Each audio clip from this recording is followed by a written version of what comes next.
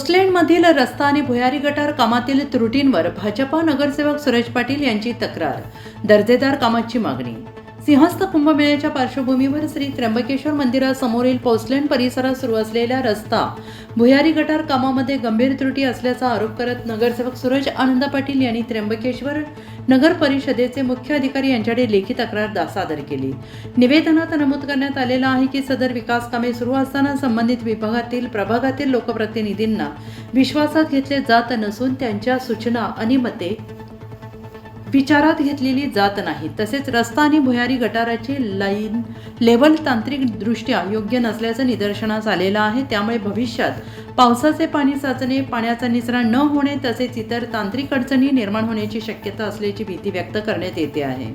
गेल्या महिनाभरापासून असलेल्या या कामामुळे परिसरातील नागरिकांना पिण्याच्या पाण्याचा तीव्र त्रास सहन करावा लागत असून नियमित आणि सुरळीत पाणी पुरवठा होत नसल्याने नागरिकांचे दैनंदिन जीवन विस्कळीत झाले असल्याचं निवेदनात नमूद करण्यात आलं आहे. नगरसेवक सुरेश पाटील यांनी नगर परिषद प्रशासनाकडे सदर कामाची तातडीनं तांत्रिक पाहणी करण्याची, संबंधित प्रभागातील लोकप्रतिनिधींना विश्वासात घेऊन पुढील कामकाज करण्याची, रस्ता भुयारी गटाराची लाईन लेवल तांत्रिक निकषानुसार तपासून आवश्यक त्या दुरुस्त्या करण्याची, नागरिकांचा पिण्याच्या पाण्याचा पुरवठा तात्काळ सुरळीत करण्याची तसेच संबंधित ठेकेदाराला अत्यंत उत्कृष्ट दर्जाचे आणि निर्धारित तांत्रिक मानकानुसारच काम पूर्ण करण्याचे सक्त निर्देश देण्याची मागणी करण्यात आली आहे.